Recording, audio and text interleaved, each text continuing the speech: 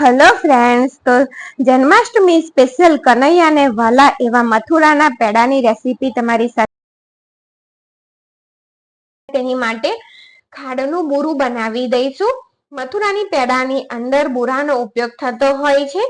તો અહીંયા 100 ગ્રામ ખાંડ લીધી છે. તેની અંદર 3 ટેબલસ્પૂન પાણી એડ કરવાનું અને સતત મિક્સ કરતા રહી ગેસની ફ્લેમ લો રાખી અને તેને આ રીતનું જાડો સિરપ તૈયાર કરવાનો છે.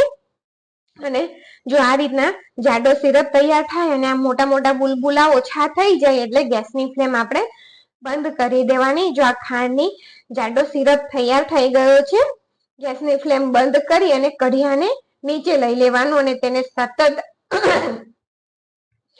મિક્સ કરતા રહેવાનું એટલે તે એકદમ ઠરી જશે.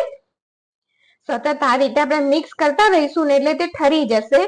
અને જો હાથથી હલાવી ના શકાય એવું થઈ જાય છે એટલે થોડુંક આપણે તેની અંદર 1 ટીસ્પૂન જેટલું ઘી ઉમેરી દેવાનું અને ફરીથી મિક્સ કરવાનું. એટલે દળેલી ખાંડ હોય ને તે રીતનું દરદરું ટેક્સચર તેનું તૈયાર થઈ જશે. તો જો આ રીતની ખાંડ તૈયાર થઈ જશે, હજુ થોડા અંદર મોટા ગાંઠા છે તેને આપણે મિક્સરમાં પીસી લઈશું. તો અહીંયા મેં 1.25 લીટર ફૂલ ક્રીમ દૂધ લીધું છે, ગોલ્ડ લીધું છે એટલે કે.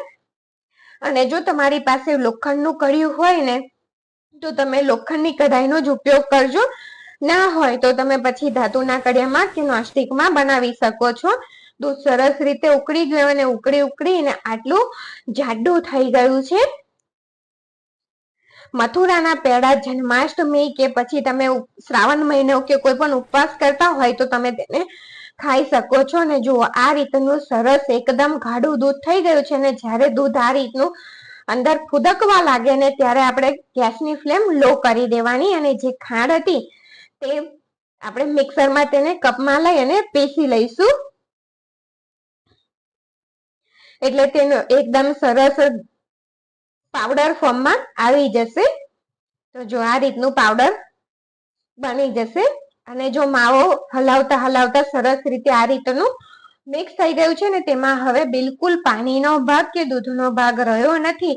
તો આ સમયે હવે આપણે ગેસની ફ્લેમ બંધ કરી અને તેને ઢાંકી દઈશું, જેનાથી કઢિયાની હીટને લીધે તેની અંદર સરસ કલર આવે અને વધારે આપણે તેને શેકવો ના પડે અને સરસ રીતે કલર આવી જાય. એટલા માટે મેં અહીંયા 1 ટેબલસ્પૂન ખાંડ લીધી અને તેને આ રીતે મેલ્ટ થવા દેવાની છે એની જાતે જ લો ગેસની ફ્લેમ ઉપર. ત્યાર પછી થોડી મેલ્ટ થાય ને એટલે તેને મિક્સ કરવાની અને તેની અંદર થોડુંક આપણે 1/2 ટીસ્પૂન જેટલું ઘી પાડી દઈશું, જેથી તેનો કલર વધારે ખાંડ બળી ના જાય.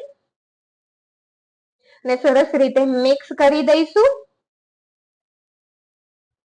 અને રેસીપી મથુરાના પેડાની રેસીપી ગમે તો ચેનલને લાઈક, શેર અને સબસ્ક્રાઇબ જરૂરથી કરજો. તો સિરપ તૈયાર થઈ ગયો હતો ખાંડનો આ રીતનો, જેને મેં માવાની અંદર એડ કરી દીધો અને સતત હવે મિક્સ કરતા રહી અને તેને માવાને આ કલર આવે ત્યાં સુધી શેકી લેવાનો.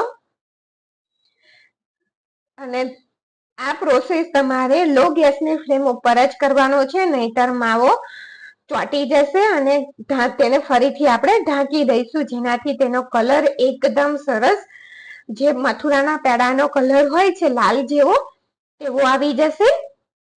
ઓછી મહેનતમાં તમે મથુરાના પેડા બનાવી શકશો. તો મેં તેને ખોલી અડધા કલાક પછી ખોલી અને એક પ્લેટમાં લઈ લીધું છે ને ખાંડ બોરું જે તૈયાર કર્યું હતું તેને અંદર મિક્સ કરી દેવાનું અને 2 ટેબલસ્પૂન જેટલું મેં રેવા દીધું હતું, જે આપણે તેને ઉપરથી લગાવીશું. બહારથી જ્યારે આપણે પેડા લાવીએ ત્યારે તે ઉપરથી સફેદ કલરનું જે દેખાતું હોય છે તે બુરાની અંદર રગદોડીને આપતા હોય છે. તો આ રીતે એક નાનો લુઓ લઈ અને અનઇક્વલ મથુરાના પેડા કોઈ સેફ હોતો નથી, અનઇક્વલ હોય છે. તો આપણે તે રીતે બનાવી અને તૈયાર કરશું. આ જો 2 ટેબલસ્પૂન જે મેં ખાંડ રવા દીધી હતી તેની અંદર આ રીતે પેડાને રગદોડી દેવાનો.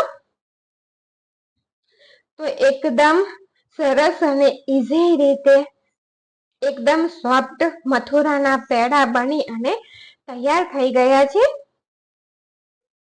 વિડીયો ગમે તો ચેનલને લાઈક, શેર અને સબસ્ક્રાઇબ જરૂરથી કરજો. જન્માષ્ટમી માટે પણ તમે લલ્લાના ફેવરાઇટ મથુરાના પેડા બનાવી અને તૈયાર કરી શકો છો ઘરે. તહેવારો માટેની રેસીપી છે. તહેવારોમાં એમ પણ બહારનું મિક્સિંગ ખાવું એના કરતા ઘરે આપણે શુદ્ધ બનાવીએ. Thank you for watching.